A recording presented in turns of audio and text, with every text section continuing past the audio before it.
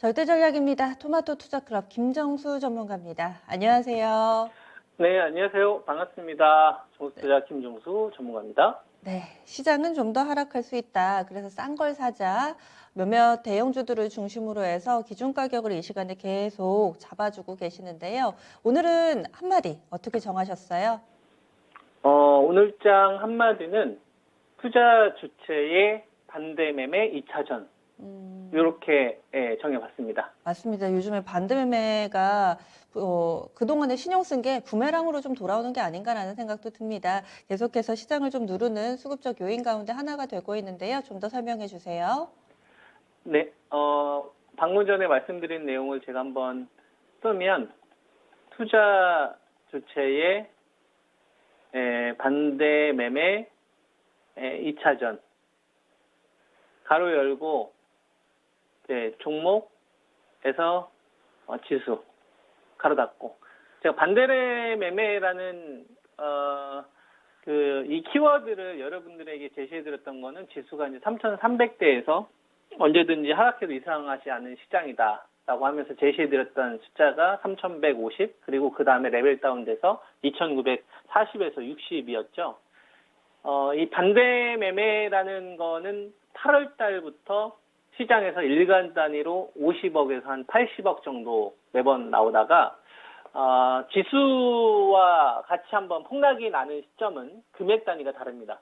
50억에서 한 80억 정도 일간 단위로 나왔었던 게 이제 뭐 300억, 350억 단위. 그죠? 근데 여기서 2차전이라고 하는 거는 제가 왜 이렇게 표현을 하냐면 1차전보다 2차전이 수매가 더 크고 깊게 나와요. 변동성이 더 심하다는 얘기죠. 예를 들면은 우리가 1차 조정이 나왔었을 때는 투자 심리가 잘 망가지지 않습니다.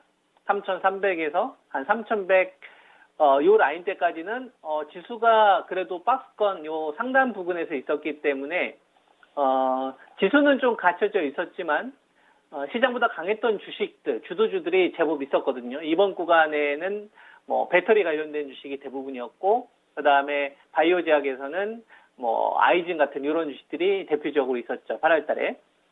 그런 대안 주식들이 좀 있었다 이거죠. 이때는 이제 1차전이고, 그리고 종목에 대한 투매가 나왔지, 지수에 대한 반대 매매를 만드는 상황은 아니었다 이겁니다. 왜냐하면 비교 우위가 없었거든요. 근데 제가 2차전이라는 단어를 썼잖아요. 우리가 맞은데 한 번 더 맞으면 아프잖아요. 처음에는 좀 버티다가 맞은데 한 번 더 맞으면은 사람이 위축됩니다. 주식도 이제 마찬가지예요. 처음에 첫 조정 같은 경우에는 버텨볼 만한 사람들이 그러니까 뭐 반대 매매가 나올 수 있는 상황이라고 한다면 뭐 지인들한테 돈을 빌린다든지 아니면 카드 서비스를 받아서 이렇게 메꿀 수도 있어요. 1차전 때는. 근데 이제 2차전 같은 경우에는 1차전 때하고 다르게 뭐가 더 추가가 되냐면 기간이 추가가 됩니다. 우리가 금융시장에서 증권사 같은 경우에서 기간이 길어지게 되면 동일한 금리로 연장되지 않아요. 예를 들어서 내가 신용으로 한 7%대에 빌리게 되면 이게 연장할 때 7%대가 아니라 한 9%대가 된다든지 이런 식으로 됩니다. 그리고 우리가 2, 3분기 때 하고 지금 상황을 보게 되면 정부 쪽에서 대출을 뿌리는 형태가 아니란 말이에요. 옥죄고 있죠. 전세자금 마련 못하게 옥죄고 있단 말이에요. 주식을 하는 사람들 입장이라면 그 전세자금 대출을 예를 들어서 5억을 받을 수 있었던 상황인데 정부가 못 받게 해버리니까 억지로라도 주식을 팔아야 되는 겁니다. 내가 큰 손해를 받으라도. 이러한 상황을 만들었다는 얘기죠. 8월 달부터 이러한 상황이 만들어진 거예요. 8월 달이 시작인 겁니다. 8월 달부터 반대 매매가 시작된 거예요. 그러면 지금 10월 달, 지금 중순 가고 있으니까 겨우 2개월 반 된 겁니다. 겨우 2개월 반. 그래서 이런 흐름이 하나의 어떤 기조라고 한다면 반대 매매를 통해서 이익을 극대화할 수 있는 투자 주체들 같은 경우는 이번 구간을 적극적으로 활용할 거다라고 보는 거거든요. 그래서 첫 번째는 종목에 대해서 몇몇 종목들을 괴롭히는 형태가 됐다고 한다면 지금은 지수를 건들기 때문에 공포를 확장시키는 거고 그렇기 때문에 비정상적으로 빠지는 주식들 갑자기 뭐 15% 폭락했다가 그 다음에 갑자기 10% 이런 어떤 변동성. 1차전 때는 뭐 10% 급락했으면은 그 다음에 한 3, 4% 반등 나고 이런 식으로 감내할 수 있는 수준이라고 한다면 2차전 같은 경우에는 진짜 팔기는 싫은데 팔 수밖에 없는 상황을 만들어버린 거예요. 돈을 옥죄인데. 이런 식으로 해서 주식을 빼앗아가는 그러면서 이제 주인이 바뀌어지는 거죠. 이런 구간이 저는 8월 달부터 시작이 됐다라는 말씀을 계속 드리고 있는 겁니다. 그래서 1차전 때하고 다르게 2차전 같은 경우에는 기본적으로 어떤 걸 더 중요하게 봐야 되냐면 파생 상품 쪽에서 손익구조도 잘 봐야 됩니다.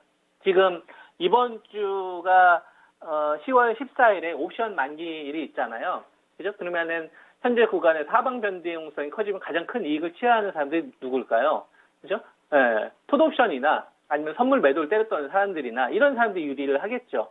그리고 인덱스 자금 같은 경우가 유입이 되려면 베이시스를 건드리게 될 테니까 기준 양봉을 먼저 만들 수 있다 이겁니다.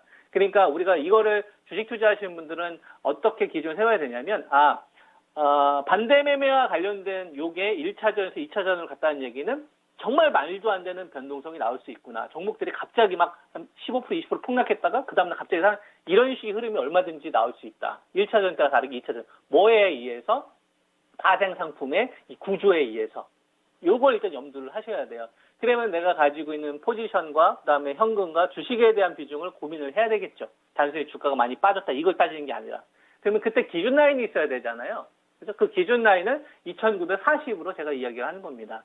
그러니까 2940이 저점은 아니지만 이후에 벌어진 하나의 어떤 박스권이 형성이 된다고 한다면 그 중심 정도 역할은 좀 할 거다라고 보거든요. 왜 그렇게 생각을 하냐면 코스피 지수가 월봉 기준으로 좀 보게 되면 전 세계 세 개의 어떤 이 소비의 축이 바뀐 시점이 리먼 사태를 중심으로 움직였거든요. 미국으로 가다가 리먼 사태 이후 중국으로 넘어갔단 말이에요. 그래서 우리나라 기업들이 중국에 대한 매출 의존도가 높았던 기업들 위주로 랠리가 펼쳐졌단 말이죠.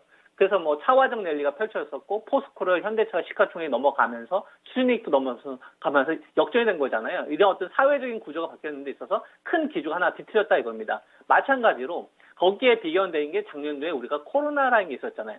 코로나로 인해서 언택트 시대가 열렸고 그 다음에 언택트가 아닌 관련된 주식들과 지금 대치되는 이런 구조로 가고 있는 것 가운데 지금 누구랑 싸우고 있는 거냐면 인플레이션 수혜를 받을 수 있는 산업재라든지 금융주라든지 이런 것과 작년도에 떠올랐던 주도주들, 시장을 이끌었던 주도들 사이에서 지금 힘겨루기 하다가 지금 기존의 작년도에 시장을 이끌었던 이런 주식들이 가격 조정이 나오고 있는 거고 투매를 이끄는 거다 이겁니다. 그럼 얘네들이 무너질까를 한번 생각을 해보는 거죠. 사회구조적으로 어렵지 않겠습니까? 그러면 얘네들은 투매가 끝나고 되면 빠르게 이제 원상복귀가 될 거다라는 걸 생각을 하면서 이후에 전략을 세울 수 있다 이겁니다.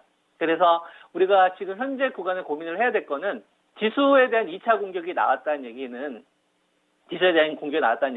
종목들이 먼저 이 신호를 줄 거다. 종목들이 먼저 징후를 줄 거다. 그러면 종목들이 먼저 기준가를 회복하는 주식이 나올 것이고 그 시점이 마무리가 되는 시점에 우리가 추가 매수 타이밍을 잡는다든지 신규 공략을 한다든지 이게 맞고요.